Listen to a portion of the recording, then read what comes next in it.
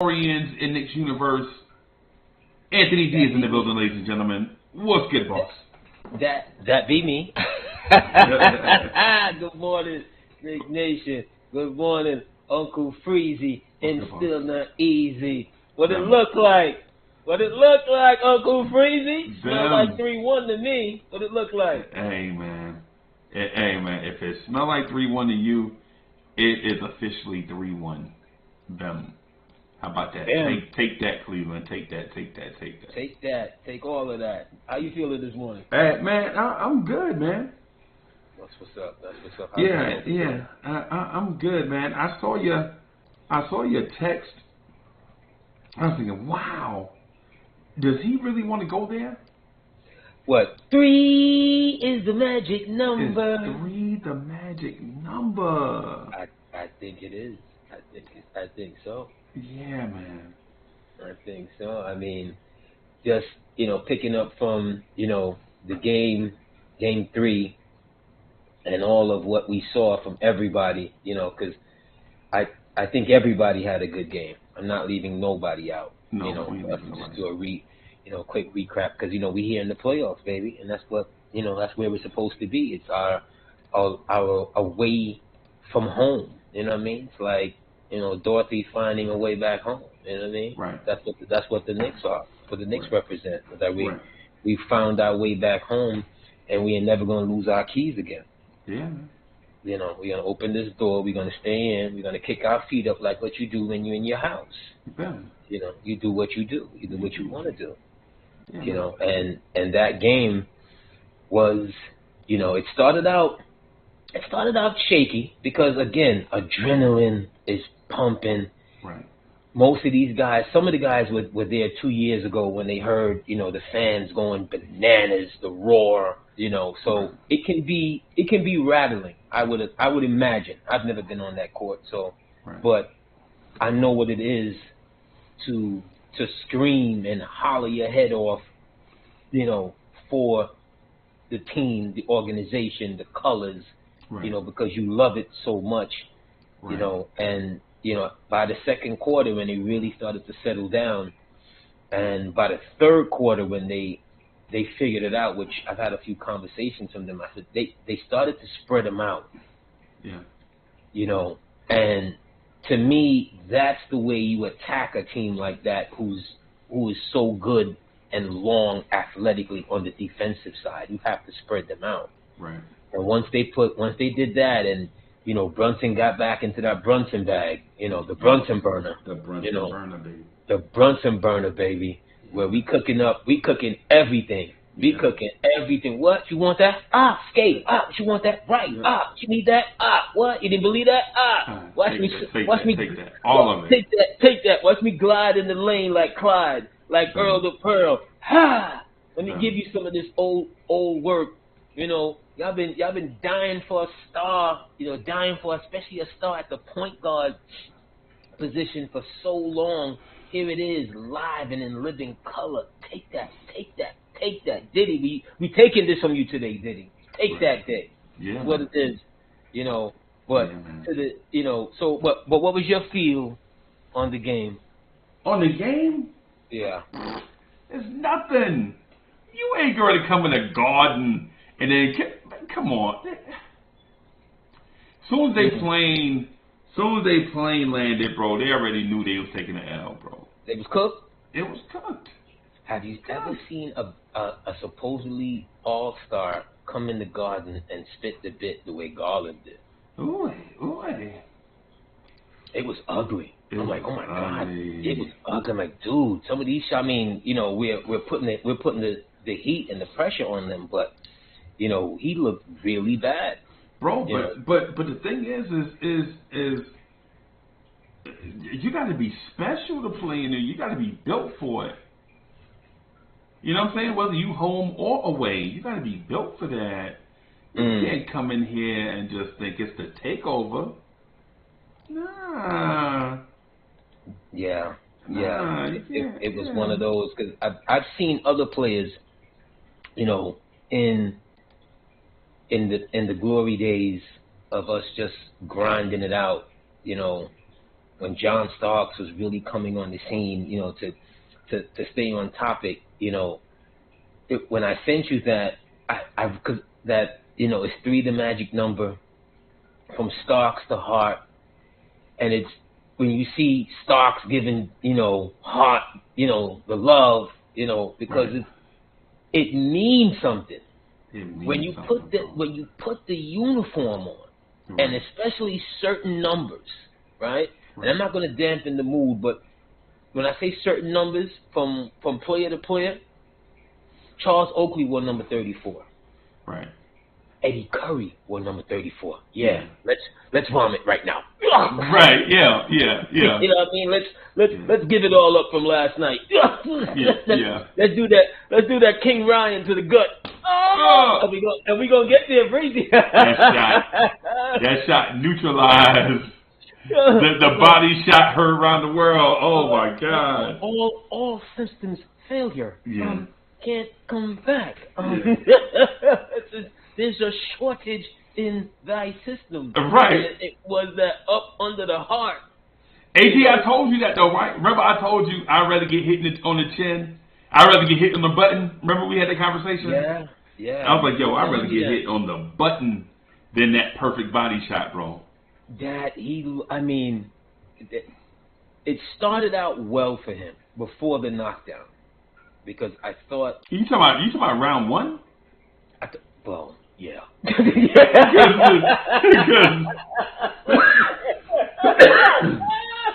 Yeah, he looked fast. Yeah, he looked fast. Yeah. Round 1, and what I didn't appreciate from Tank, I thought Tank was overly cautious early. Yeah. It was like one of the worst, you know, showings. And I said, well, you know what? At least his team devised a plan, put it in his head, like, you know what? That left hand is for real that King Ryan got. Yeah. He could put you to sleep if he hits you with it early. Yeah. So we're going to work around it. We're going to see what he got and what he don't got. Yeah. You know. But him going down, it reminded me of when Hopkins hit De La Hoya. Yeah. You remember that? Yeah. De La Hoya was and this is one of the great fighters of his era. What you mean, a Baltimore boxer going to the belly of a Mexican boxer and stunning him? Yeah, I mean, it's almost like that should be in reverse historically. Yeah. You know, they you know, not to, you know, categorize or whatever, but Mexican fighters are historically like you got a stake in the heart. Yeah, you got to hit them with a sledgehammer, bro. Yeah, you got to kill them for real. You know, it's going to be, you know, it's going to be a good matchup. And I was surprised by another thing that they didn't have it on Cinco de Mayo because Mayweather is famous for that. So it was probably a thing where they couldn't get the arena for Cinco de Mayo. Yeah. Is there another big fight? Is there another big fight on? You know, boxing don't do that. Stop it, Freezie. No. I'm talking about, is there another big fight that took up that spot?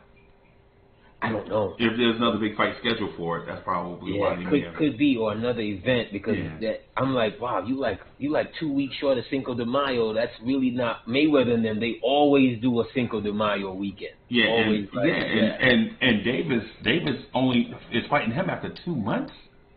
2 months off. You know what I'm saying? So now you're like, what's 3 months off is kind of like a short period, but 2 months.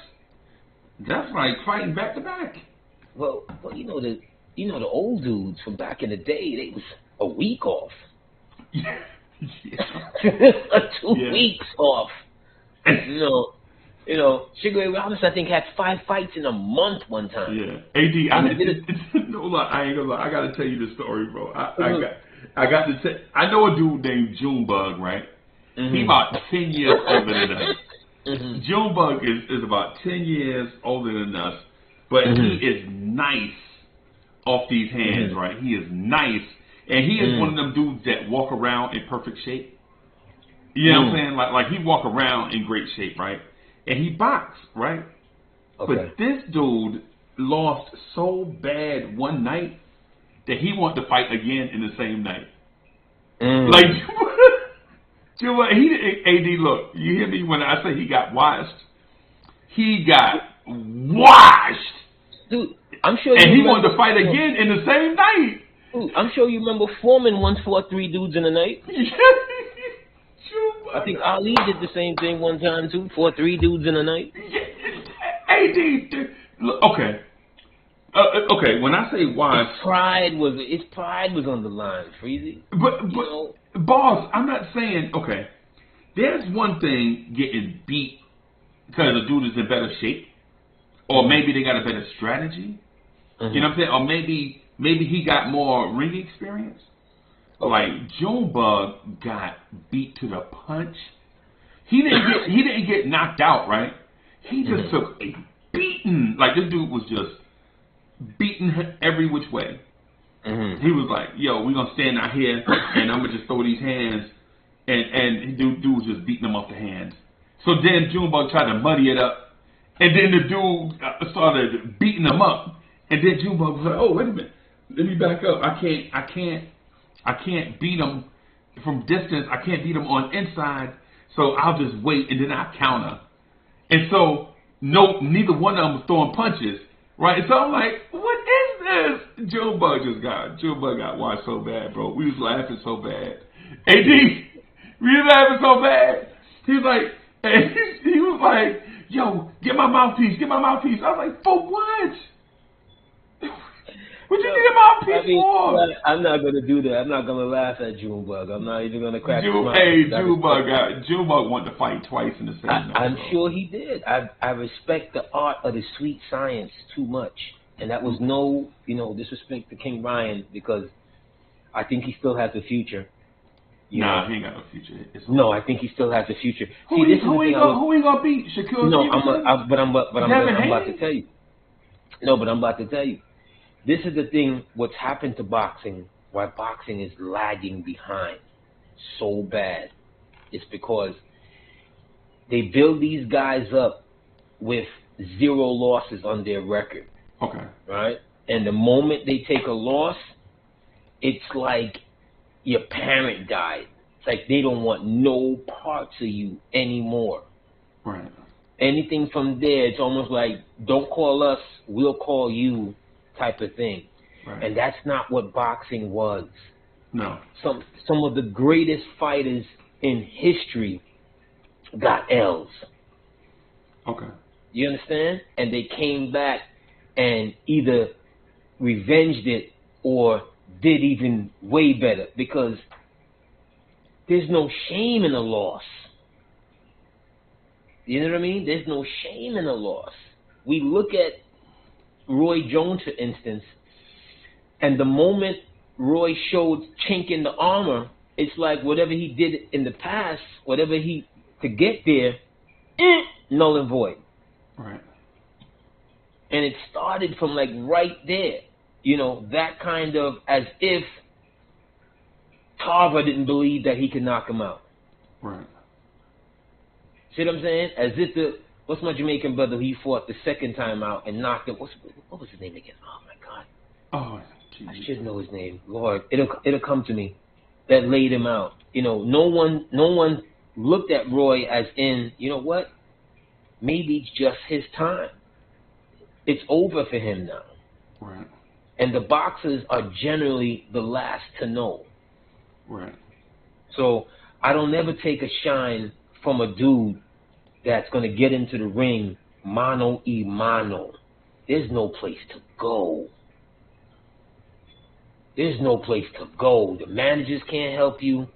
Your lady at ringside, oh my God, baby! Duck! She ain't catching not near blow. Right. Right. Right?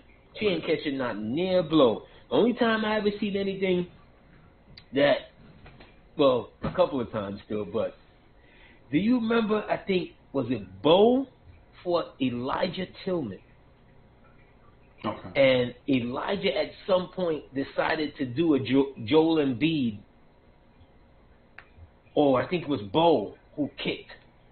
And next thing you see, Rock Newman jumps up on the ring, on the back of the ring, and he grabs Elijah Tillman in Yep. like this bear hug. Rock Newman is like 5'3". He grabs Tillman in this bear hug, and Bo begins to go to work, giving him all types of, you know, you would have think that they stopped, that they literally disqualified everybody right there, right, and they stopped the fight. No, the fight continued. The fight continued. After that. Yeah. But the sweet science is nothing to play with. And when I say that, you know, King Ryan can come back, of course he can. He's a young guy. Yeah. He's talented. Yeah, but he's not better than Stevenson or Haney or Tank. He'll have to beat one of them bad in order for him to get a. But man, listen. I wanted to get on to this Cleveland thing, bro, because the Cleveland thing is bearing out. You know how people say you are who you are. Okay. You are who you are, right? You are who you are. And my thing with Cleveland is Cleveland looked bad in the Garden, right? But what people don't realize with Cleveland is Cleveland has been a bad road team all year. You know what I'm saying? Correct. They're out of the top 6 teams in the Eastern Conference. And Chet, I don't know if anybody else in this universe has said this, and I'll say it here with my man AD, because AD will understand where I'm coming from. Because he's been around NBA playoffs for a long time. Right? Oh, gosh. But, a lot of tears. A lot of tears, Blorange. A lot of tears. A lot of them. But here's the thing. Cleveland, out of the top 6 teams in the Eastern Conference, is the only top 6 playoff team in the Eastern Conference with a losing record on the road. Right? And then you couple that with Cleveland being a bad match, the Knicks being a bad matchup for Cleveland. Right? And then, so with that said, you get these Game 3 results that seem like they come from out of nowhere, but they had been there the whole time. You feel me? So what you saying?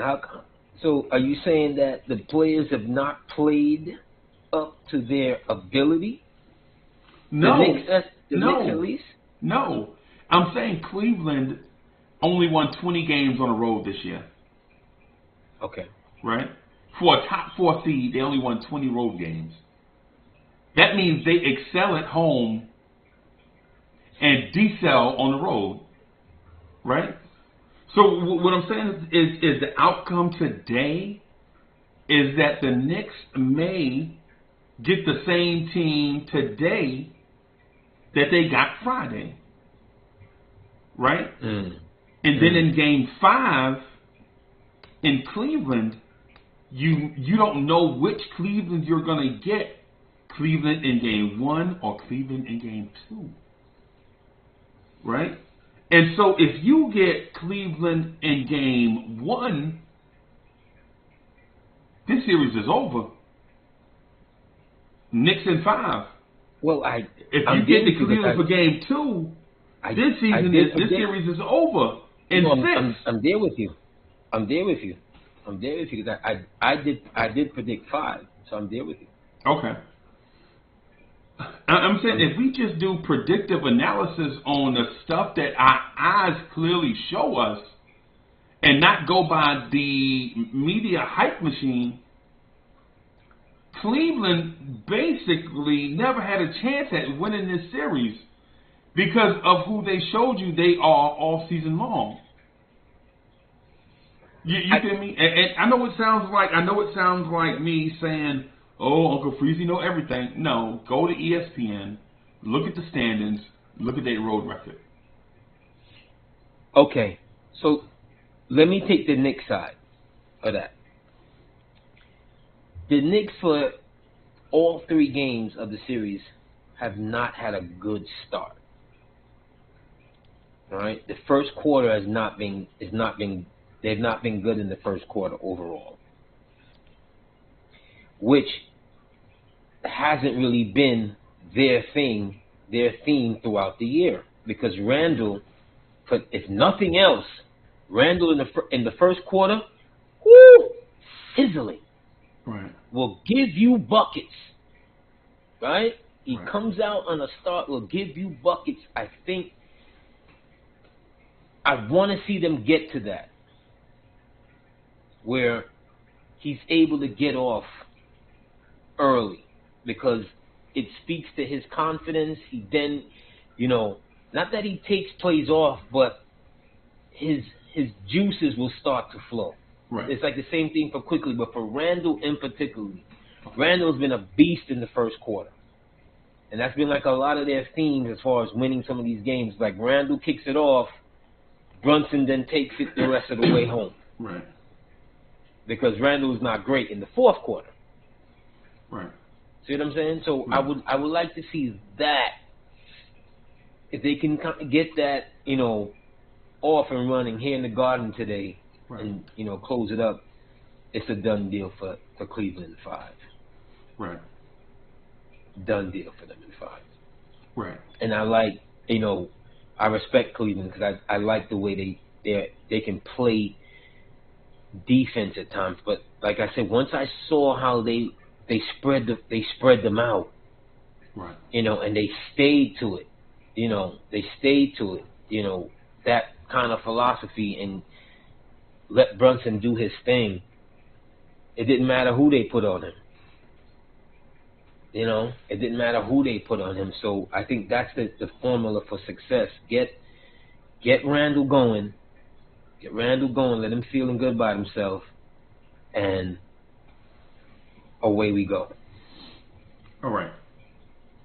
I'm with you on it. Okay. I'm with you on it, and I understand that we're in a time crunch because these guys play in like an hour and a half, right? Yes. Right. But here's the thing I want to. That's so early today. That don't make no sense. Shouldn't Knicks Cleveland be a 6:00 game?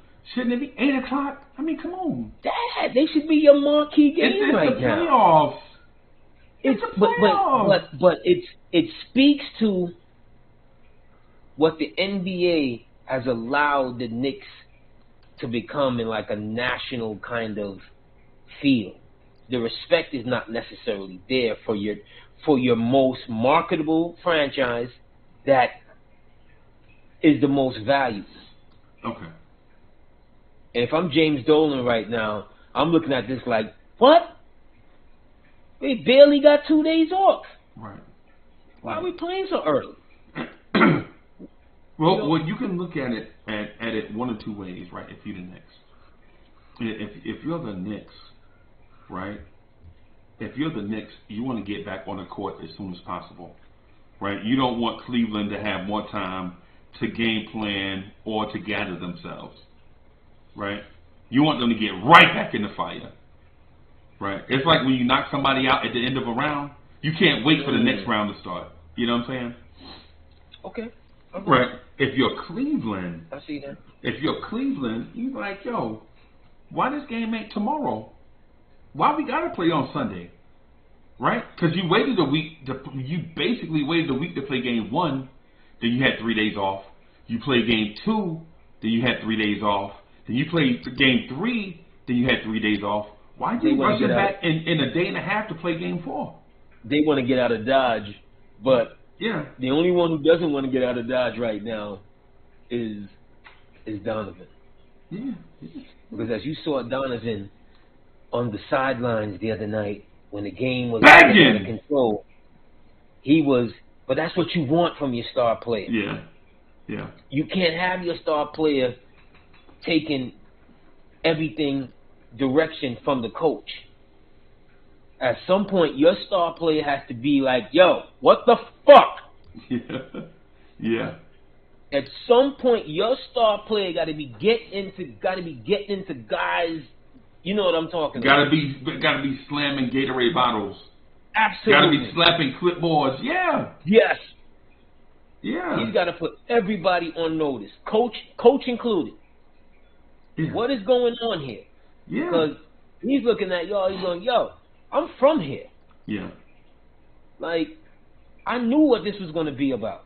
I never played in here before, but I knew that this because if I wasn't playing right now, I'd be in the audience with them. Them. So all of that, I'm sure he's had a heart-to-heart with Garland. Yeah. You gotta be better, my guy. You gotta be better. You gotta be better. It's a tall order, but this is the stage that has made stars. You know, we touched on Reggie Miller before, Freezie, and we saw a dude that all of a sudden, when a game looked like it was over, Patrick Ewing had checked out of the game, he had, gone to go get his ice or whatever. Right. Probably opened up a Michelob. Yeah. The back, and all of a sudden, this dude is being bothered by some little 5'3" dude on the sideline in glasses. Right. And he goes absolutely from Brooklyn. Big up Brooklyn. So he goes absolutely scorch of the earth. Right. Some dudes, they're made for this. Some dudes are made for this. Right. And some dudes are just not. And some dudes are just not. Yeah, and that sums it up. That sums it up. But here's AD, I'm gonna say this to you. I don't want to get you riled up. Oh boy. But fuck it. I mean, shit. I mean, oh boy. Put two shits in the bucket. Yeah. I mean, so here's the thing. I wanna throw at you. I've been telling people on the Knicks at Night podcast that this season feels like 1999 to me. And I've been saying, and I've been hinting to, and people don't get it. I guess you got to be an old fart like myself. When I drop hints, you know how you drop hints and you hope people will get it, they don't get it? Because what I was saying to people is on Knicks at Night podcast, Adam said something, and I said something along the lines of 2000, we're going to party like it's, and he was like, party like it's what? And I'm like, so I'm like, you never heard the song? You should have put him to bed and cut his microphone. Did him a favor. Nah, he don't know. He don't know. I know. Respect to Adam. Respect to Adam. Absolutely. But in theory, you cut his microphone and send him to bed. I mean, but when you lay it out there, you like, it's like, bro, you never heard Prince? 2000, we're gonna party like it's 1999. Yeah, that's what I'm saying. That's what I'm saying. You know how you try to give the hint? Prince get up in the middle of the night and make a song. Yes. And be a hit. Yeah, a smash for the ages, right? The dude just had, good God, man. Good God. Did we lose, not even once, go into the how and the whys, but, it's just one of those that it didn't feel right when you heard that he passed. It's like, stop playing. No, fake news shit. Yeah. That's what I thought it was at first. Yeah. I was like, yo, cut that out, yo. Stop sending out these. Because on the internet now, you got people that do that. They create things and they put out this. Yeah, clickbait. This person has died. I'm like, yo, you need to stop doing that. Yeah. But then it hit. It became true. And I was like, oh shit. What? His catalog is just. Yeah. The talent. I have the whole catalog, by the way. As you should. I don't. I have the entire Prince catalog, bro. It takes you no less than 20 hours to listen to every Prince song ever made. If you click play and just leave it, bro, you legit go through. It takes you like 20 hours to go through all Prince's music. You let my boy Steve. Shout out to my man Steve. him and his moms, they used to go to, you know, Miss Phillips passed away a couple of years ago, you know, rest in peace, Miss Phillips, you know, love that lady. You know, she used to go out, they used to go to the Prince as well. They were major. I think he may rival your collection. Yeah. He was sick with it. Yeah. Just sick with the Prince. That dude was just, you know, they made Purple Rain, not just the album, but the movie. Good God.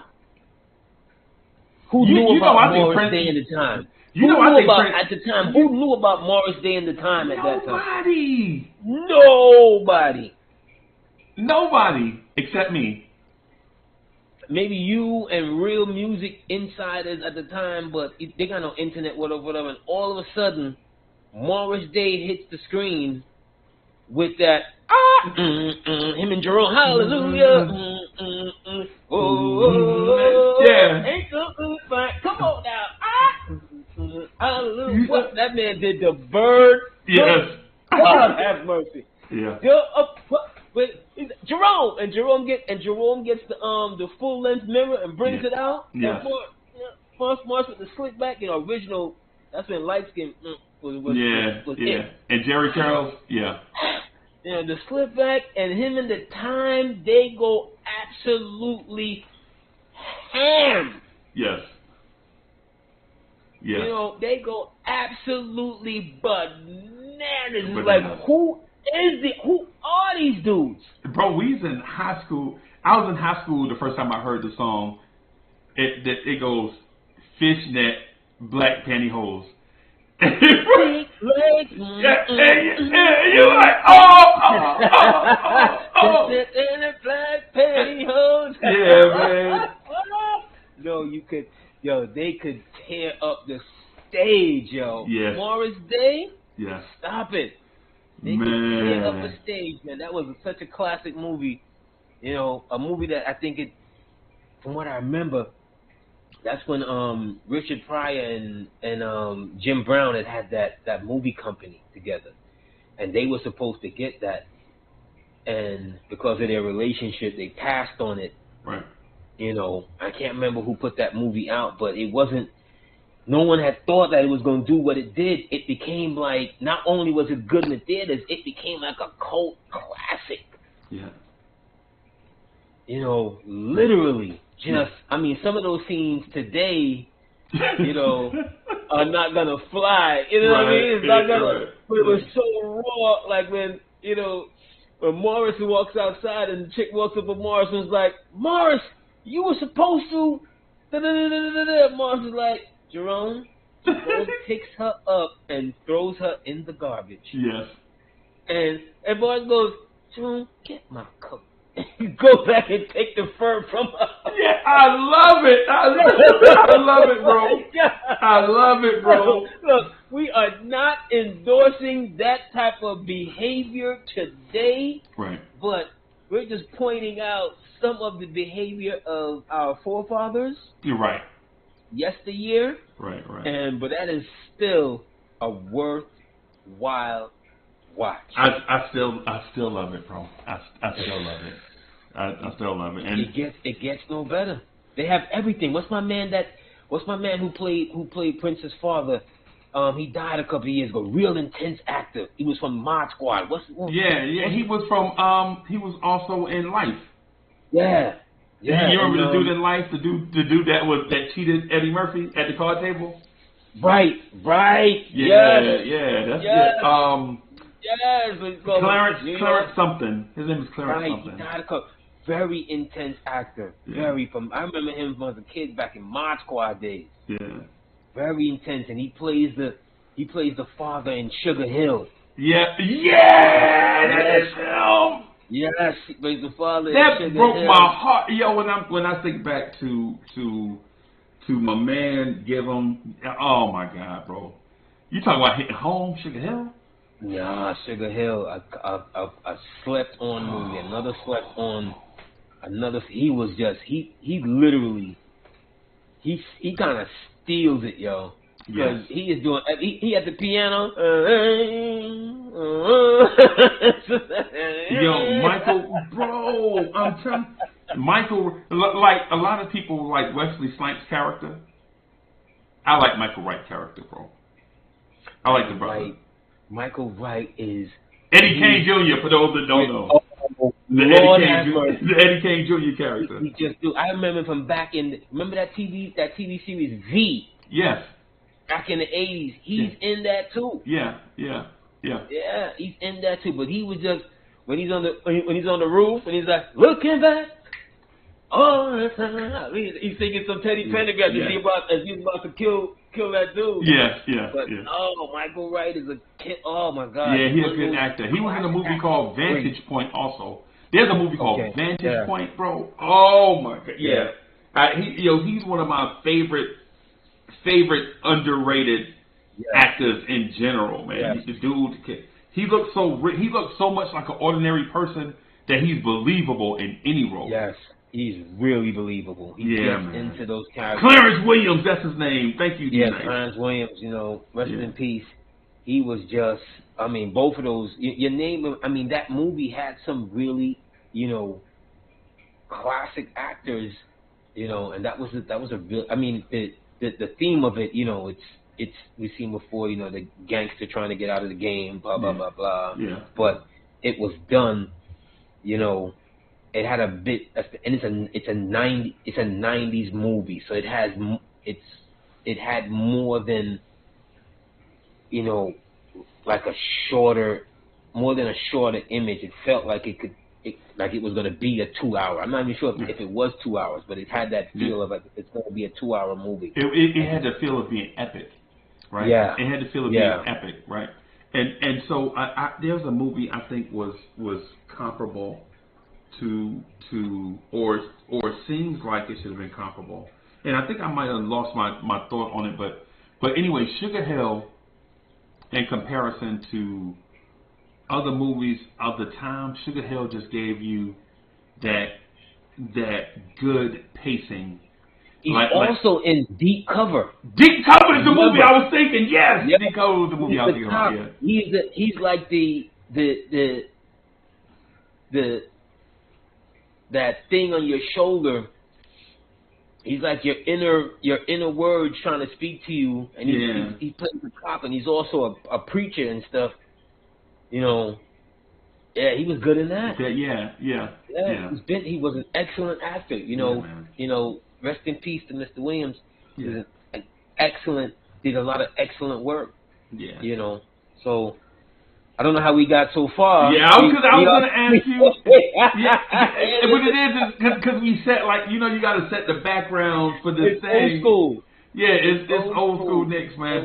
And we old. But AD, I wanted to ask, the reason why I brought up the Cleveland thing was always meant to have this outcome, right? And next week when we're back here next week, we'll be talking about how long we're gonna wait on the Miami-Milwaukee series to end, right? I'm promising you, we're gonna go live.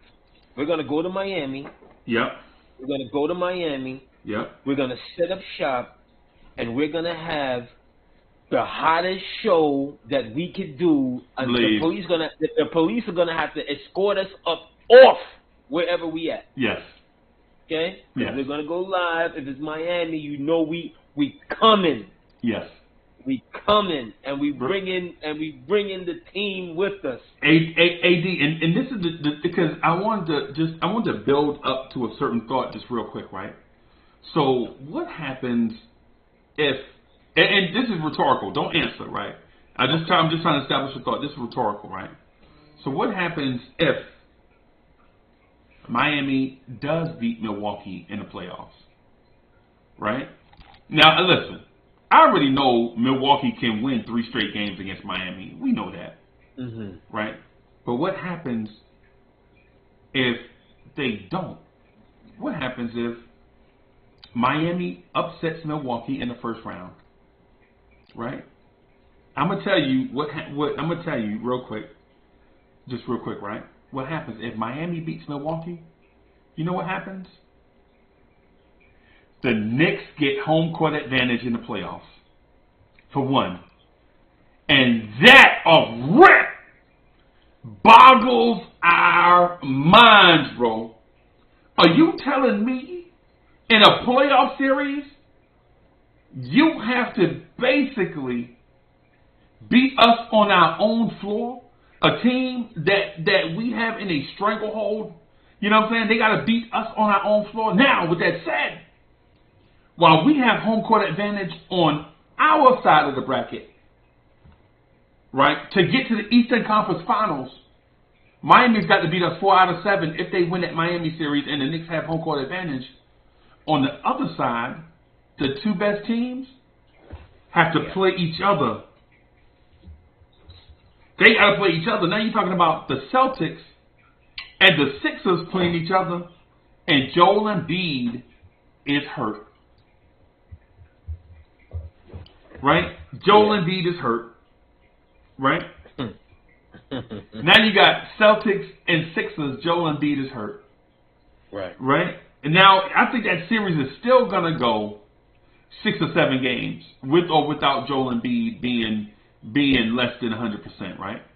I don't know about that. You don't think so? About that. Okay. No, they can't. They All right. can't win without. Well, jump in and save me then. They can't win without Joel Embiid. He's the MVP of the league. Okay. He's what, 35 to 40% of their offense. Right. 50 to 60% of their backline defense. And just an all-around load. How much times does he go to the free throw line? Like 10 times a game? 10, 12 times a game? 10, 12 times a game. He's this generation's Pat Ewing, bro. No, he's like this he's like a combination of Shaq, Ewing, no, and Wilt. He has, because I don't care what they say, he's not no 270. He's like 300. That dude 300 pounds. It's stop easy. It. Yeah. Like 300. Yeah, that dude. And athletic. Yeah. And nimble. Yeah. The only thing with him is that, for me at least, and maybe, you know, him getting injured from time, well, he's been injured a lot over the years, since college. Right? He's never been in that peak, super peak condition. Right. He's been like just good enough. You know, like yeah, you know, or I don't want to say just good enough. No, that's not fair neither. No, he's been like, okay, I'm the best player, and like this year and last year on the dock, you know, as far as his conditioning, or in the year before, it's been much more improved than what it was. Let me say that. Okay, let me be totally fair. But for my liking, it's not like it's not like the best condition that you could be to take your team. It's almost like you're living off some of the talent, and they need him to do anything. Right. They need him to do anything. Right. You know, and they need him in the mindset of. Here's one of the things with Joel Embiid that I've kind of, in my humble opinion, I've held like against him a little bit. It's more important to win MVP, you see, than to galvanize, stay healthy, be in super peak condition to win the championship. Okay. See, winning MVP, yeah, I'm sure there's some contract situations there that, you know, you get a couple of mil off of that, no doubt. Who don't want a couple of mil? Right. I need a mil right now. Right? So I get that, but it's felt like it's more important to be MVP than to be, you know, MVP of the finals. Let's say that. Okay. And you may have two players like that on the same team. Well, I'm not a James Harden fan. You know, I'm not a James Harden fan. James Harden is an extremely talented ball player, but he let himself get out of shape unnecessarily. You know, he's had good playoff games, but I can point out a lot of games where, James, you the man, you MVP, You know, I remember a series when Steph absolutely cooked him. Yeah, yeah. I cooked him like he was Spam. Right. Right. You know what I mean? Like, it just, his overall, like when I watch him now, I'm like, yo, he's a great decision maker. And he transitioned to that, you know, seamlessly because he can dish. Right. You know, off that pick, whatever, he can absolutely dish it. You know, when he still was able to. At one point in time, James Harden could bang it on you. Yeah. With ease. With ease.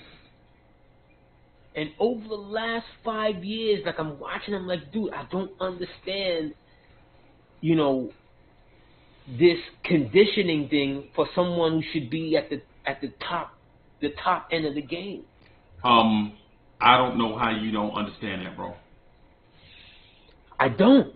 I don't know how you don't understand that. And two of the greatest players in Knicks history had that same issue. Well, I think I know the two that you're talking about. Yeah, it's well, at least I know one of them. It's Pat and Melo. It's Pat and No. Melo. Pat was no. in good shape. Pat was in good shape, but Pat was not in shape like David Robinson was in shape. No, that's not. No. Pat. Don't make me pull pictures up. I'll pull pictures up, bro. Yeah, you could pull pictures up. Especially pull up pictures between. Don't pull up Seattle Pat or Orlando Pat. No. I'm pulling up. Don't pull up those. I'm talking about 1990 Pat. Oh yeah. Pull up those pictures. No, Pat, when Pat 1990 when it was calling Pat Beast. When it was calling Pat Beast. Oh, stop it. No, Pat was not in David Robinson's shape. Stop it. At one point in time, I remember John Thompson said when he visited Pat in that same 89-90 year, he said, or when Pat came, you know, up there to Georgetown, up to the hill, he said he had to tell Pat, yo, dude, you got to stop listening. You getting too big. Right. You getting too big. Like he was at one point. No. And John Thompson told him the wrong thing. John Thompson should have on the Pat. Hold on a second. Do you know that Ewing's start of his prime years were with Pat Riley? Pat Riley demands that started with the Lakers. Pat Riley demanded like damn near zero body fat. What? Peak condition at that time? Stop it. You pull up them pictures. Stop it. With Pat Riley at that time, Freezie? No, sir. The Knicks were the best conditioned team under those years. No, sir. I'm looking I at rebuke that. I'm looking at Pat right now. Pat is in good shape. He's in Joel Embiid type shape. I rebuke that. Yeah. And the other guy is Carmelo Anthony. And the other guy is Carmelo. You can say Carmelo. Yes. But here's the thing, and I had this conversation recently about the same topic, right? Remember one year, I think it was after the 54th win season. Is it? Right, I can't remember after. All of a sudden, Melo became Slim Melo. Right. Yeah. It was when he got that when he got down to 230, the 230 Melo. What happened? He broke down. It was the end of his physical dominance. The knee, because it's like when CeCe Sabathia showed up one year, 60 pounds light. Yeah, CeCe showed up at, what, 280? CeCe showed up like 275 one year. He showed up one year, he lost all this weight. And his fastball was like 91. Yeah. It's like Skinny Luther. Yeah. And Chad, I'm not saying that Pat Ewing was Zion. That's not what I'm saying. What I'm saying is I'm talking about the elite of the elite. I'm talking about Pat Ewing versus David Robinson. I'm not talking absolutely. about. Absolutely. He's there with him. If not better. Pat. What? Yeah, because remember something. Remember something, Freezie. Remember this with Ewing. Ewing hurt his knee as a rookie. Yeah. As a rookie. And he missed what, 30 games? 25 games? He missed you're right. He missed like 30 games. Okay. Right? And from there on in, he had to keep having cleanup surgeries for like the rest of his career. Yeah. But his physical, because remember, the Knicks, once the Knicks got on that roll, as far as in the playoffs, they had like 12 straight years of at least getting to the second round. Right. Yeah. After they lost that to, after when Chicago did what they did to them in 90 under McLeod, right? They had like 10, 12 years of like second round deep runs. Yeah. In order to have deep runs, you better be in top flight condition. Listen, you're not listening to what I'm saying. I never said Pat was not in shape. I never said Pat wasn't in good shape. What I'm saying is when you look at, because when I'm looking at the Dream Team photo, right? The Dream Team photo, 92, Pat Ewing and David Robinson side by side. One dude looks shredded and the other dude does not. Dude. And I know David Robinson was 235. And I know Pat Ewing was 250. Who needed to be in shape to be on the Dream Team exactly? I mean, yeah, I understand what you're saying. Okay. Because all you had to do was roll out of bed, you was going to win anyway. East Mongolia, beating dudes by 60. Right. These guys are up playing cards all night, Freezie. Stop it. No, I'm saying, but no, they're the same height, but different weights. Both are listed at 7'1", and one dude is 7'1", 235, and looks skinny, and the other dude is 7'1" and 250. Well, and Robinson has a smaller frame. Robinson is, he's thinner. But he's not sound on the block like Pat. Mm. In that era, Robinson was a face-up center, more so than Pat. People used to they give Pat all his slack about whatever, not being, always in the post, like to shoot jump shots. That's all Robinson did. Robinson wasn't a stay in the block. He could be in the block. Yeah. He was good in the block when he chose to be in the block, but he wasn't in the block like that. He's a face-up guy with tremendous face-up skills. And speed and quickness. Yeah. Yeah. All these guys play different games. So everybody listen. So when I talk about David Robinson, Pat Ewing, these dudes play totally different type games. Like for instance, imagine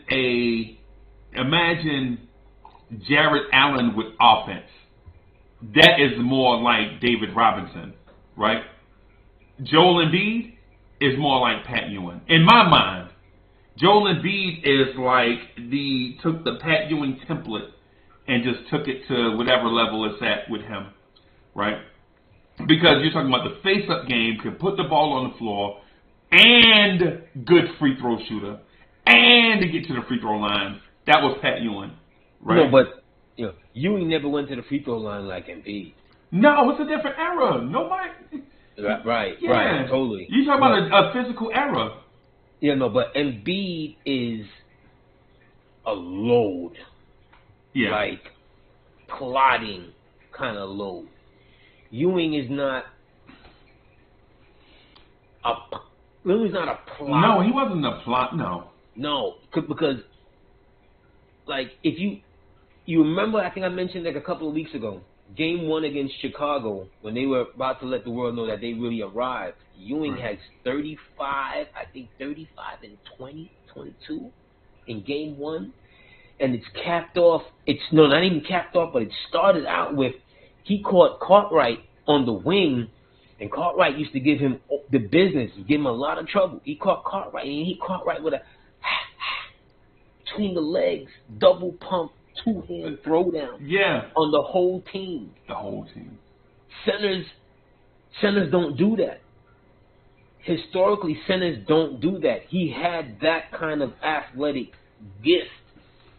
When he bangs it on Andrew Lang, and some of these, there's a moment where I think against Phoenix, is it Lang? I think no, it's not. It might be Lang because Lang later hurts him. But when he catches it and he rocks on the ISO, and then right hand bang, whole team. Yeah. He had that kind of, Robinson had that kind of capability to, even Embiid has that kind of capability, but, centers don't normally do that. Right. Right. No doubt. See what I'm saying? Centers don't normally, do that. But Embiid, just to kind of close out with Embiid, he's in a situation just like Joker. They got to win now. They have to at least get to the finals. Right. Right.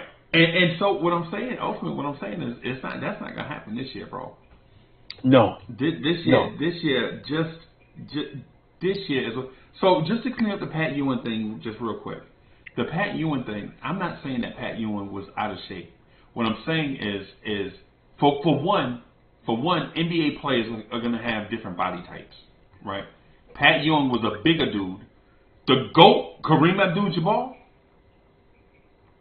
Pat Ewing outweighed him by 25 pounds. Yeah, at least. Right? Right? And I'm talking about Cap. I'm talking about the GOAT, right?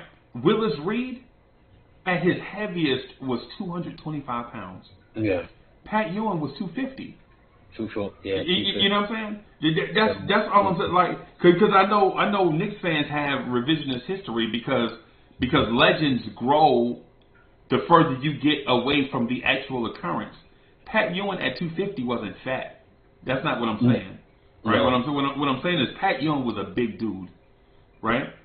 And Pat Ewing was that model for Joel Embiid in my mind, right? In my mind, Pat Ewing is because Robert Parrish in his prime was 225.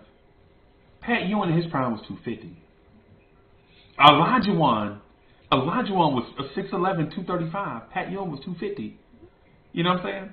And Pat Ewing could. And to be honest with you, I think Hoodie Kev asked me the other day,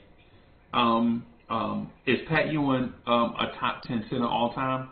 And I laughed. I was like, of course he is. Of course he is. In my mind, Pat Ewing is a top 5 center of all time. In my mind, because I lived through it and I watched this guy play basketball. I watched him play. I don't read articles or YouTube it. I was there. I saw Pat. You know what I'm saying? I saw Pat Ewing do things that centers were not supposed to be able. I saw Pat Ewing hit a corner 3 against the Boston Celtics. He could be, yeah. Remember that? Off of a I think a Charles Oakley rebound pass out. Ewing is running dead speed, grabs the ball, jumps, turns, twists, swish. Yes. Not off glass, went over the jumps, turns. 7-footers are not supposed to do that. At that time, he wasn't even supposed to. He wasn't even supposed to take that shot. A guard was supposed to come get the ball from him during that era. I think he was going out of bounds. And the play was such a bang play. It was, if I save it, I gotta save it because Oakley threw it out. So Boston is gonna get the ball back. But I can't save it to no one per se because the shot clock is going down, and I gotta put it up. So it's an awareness thing as well. But AD, what I'm saying though is if Moses Malone had done that, what would have happened? Moses is not making that. Right, that's my point. As great as he was, and Moses is a better center to me than Pat. Right? But Moses is not. No, yeah, Moses is a better center. Moses is a better center. All right. Okay. Moses is a better center, and that's no disrespect. Moses is a better center than Pat. Moses is not a better center than Pat Ewing, but okay. Yeah, Moses is a better center. No, I don't know. Moses is, Moses wasn't physically in shape like Pat, but his girth and his underrated athleticism. Right. You couldn't get him out the lane. And his arms. Moses Malone could change a light bulb in the spectrum without a ladder. His arms are huge. His arms, his wingspan is. He doesn't look it when you see him. Kind of got a pot belly. Yeah. Whatever. But in that paint. Yeah. Especially young Moses. Yeah. Before 4. Yeah. He used to torture Kareem. Yes. He used to torture Kareem. And Moses Malone was not 7 foot either. No, I think they like might have. I think they listed him at 6'10". They listed him at 6'10". Yes. Yeah. He's like, I try to tell you about Moses. Like, think Zach Randolph, but just more relentless. Active. Yeah. More active, more relentless, and Zach was relentless. Yeah. Zach doesn't look it. He was Moses was the second or the best second jumper in the game. Yes. Right? Your center probably jumped one time. If he missed it, he had to play. Moses he didn't have bunnies, like he wasn't a dunk champion, but Moses could jump and jump and jump and jump and jump and stay active and bang and bruise on the inside, and he would wear you down over the course of the game. You're like, okay, Mo, I give up. But here's the thing with that, Freezie. Here's the thing with that. It's a certain style of how you play in the parks from that era where, and follow me with it, when you didn't have the shot that you wanted necessarily, you could re-engage by tapping it on the backboard, bringing it back, and resetting. Right. You understand what I'm saying? So it would not only reset your offensive attack, but it also padded your stat. Yeah. So he used to get a lot of that, he's stat padding with him. No.